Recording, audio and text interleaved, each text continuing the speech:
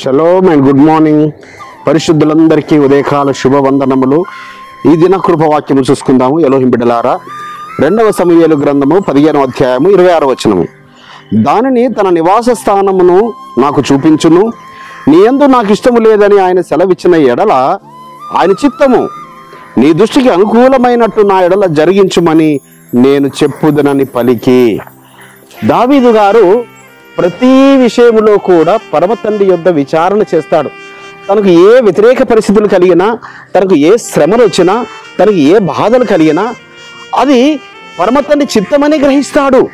ఎందుకనగా తన కడుపున పుట్టిన కుమారుడు అబ్షాలోము రాజుగా తనను తాను ప్రతిష్ఠించుకొని తను అభిషేకించుకున్నానని సెలవిచ్చి హెబ్రోన్లో తను ప్రకటించుకున్నాడు.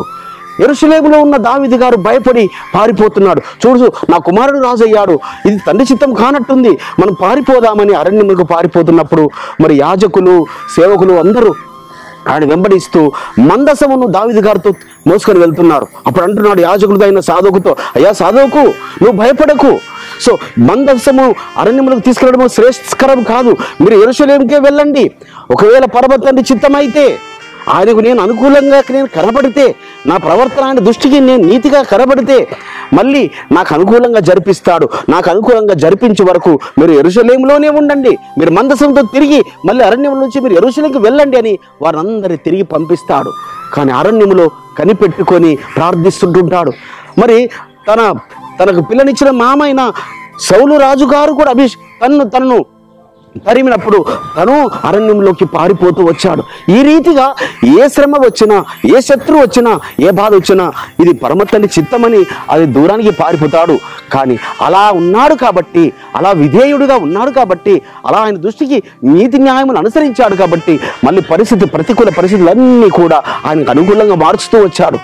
సౌలు రాజు చివరికి అంటాడు, నీవు నిశ్చయముగా ఇజ్రాయేలుకు రాజు అవుతావని. రాజు అయిన తర్వాత తన కుమారుడు చూశాడా కానీ అబ్షాలోము గురించి విజ్ఞాపన చేస్తాడు, మీరున్న బాలుడైన అబ్షాలోమును మాత్రం చంపకండి అంటారు. శత్రువే ఇక్కడ అబ్షాలోము, తరుముతున్నదే అబ్షాలోము. కానీ అక్కడ యుద్ధములో పరమ తండ్రే అబ్షాలోమును చంపుతాడు. ఒక విధంగా చెట్టుకు ఆయన వేలాడదీయబడతాడు. చెట్టుకు ఉరివేయబడతాడు. పరమ తండ్రి చంపుతాడు. కాబట్టి అక్కడ చూసి అప్పుడు మళ్ళీ పరమ తండ్రి చిత్తము తెలుసుకొని యెరూషలేములకు దావీదు గారు వస్తారు. కాబట్టి బిడ్డలారా, మనం కూడా ప్రతి విషయంలో ఆయన చిత్తమును కనిపెట్టుకొని మనకు ముందుకు సాగాలి. అట్టి కృప పరమ తండ్రి మనందరి ఎడల విస్తరింపచేయుగాక.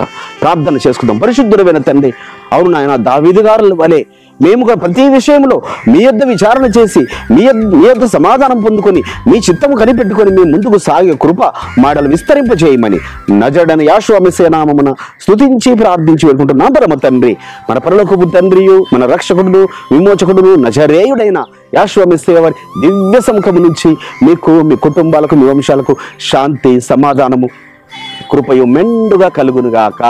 ఆమేన్.